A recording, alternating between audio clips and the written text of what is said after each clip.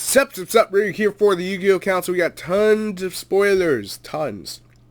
There's a bunch of stuff coming out in the anniversary pack, and some of it is going to raise an eyebrow. So let's talk about Power Wall. During damage calculation, when you take battle damage from an opponent's attacking monster, send one card from the top of your deck to the graveyard.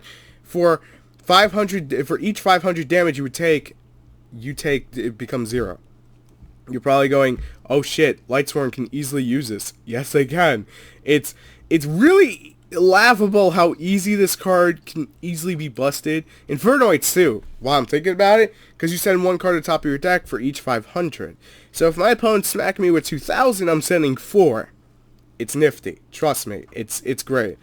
Then we have Elemental Hero Honest Neos, which this thing is just plain retarded in the best way. It's level 7.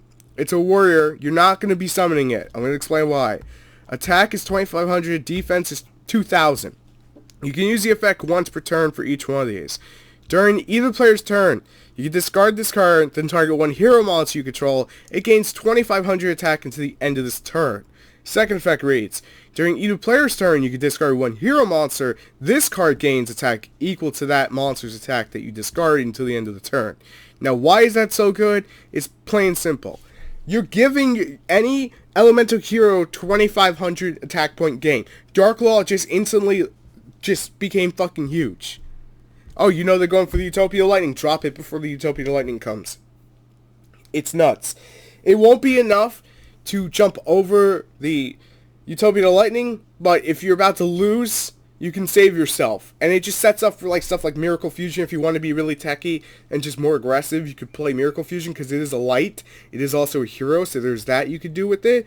And then, of course, we get to the Harpie card, which is Harpie's Featherstorm.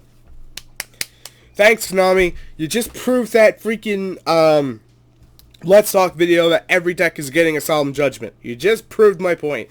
If you control a Wing Beast type monster, negate all your opponents. Then we have a new Harpie card, Harpie Featherstorm. Konami's proving that everything needs a solemn judgment in some degree, but this is really interesting. So it's not a counter trap card, number 1, which is weird. And then if you control a Wing Beast type monster, negate all of your opponent's activated monster effects until the end of this turn. If this card is in the spell and trap zone, it's destroyed by the opponent's card effect. You can add one Harpie's Feather Duster from your deck to your hand. That alone is making me raise an eyebrow, because that second part of the text, when this gets released in March to the TCG, it's coming in an anniversary pack, I just don't think they're going to allow Harpie's Feather Duster not to return. It's kind of obvious what's going to happen here, but if you control a Wing Beast, you negate, it's basically a skill drain to the end of the turn. That is just great. Kind of like, I was thinking it was a Solemn at first when I first saw it, so my bad. But then we have the Chaos Sub Blaster, which is a quick play spell card. Activate if you control one level 8 or higher spellcaster type monster. Banish one card on the field face down. If this card is in your spell and trap zone, is destroyed by your opponent's card effect, you can special summon one Magician of Black Chaos or one Dark Magician of Chaos from your deck, ignoring their summoning conditions. That is hilarious. And then it gets better, because there is more stuff. There's a new Eldon Beast. This one is level 4. It requires the Eldon Summoner and one Dark Monster. It's 1,000 attack and 1,800 defense. While this card is in your monster zone, each player can only activate a monster effect once per turn. Also, each player can only attack with one monster during the battle phase. Which is hilarious, because this is the Dark Door in a monster form, but better. And then, of course, there is a new Toon Magician, because, you need new magicians. And this one's a Pendulum. It's a scale of 8.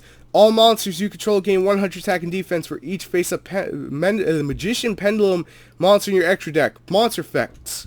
Monster effect reads, when this card is Pendulum summoned from the hand, you can special one Magician Pendulum monster from your deck in defense position. Except Toon Magician, but that monster has its effects negated, and it's also banished when it leaves the field. And remember, this is a level 4 tuner monster. So, yeah, it's pretty damn good. And then we have Speed Drift, which is a quick play spell card. If the only monster you control is a tuner, you can special one level 4 or lower Speedroid monster from your deck.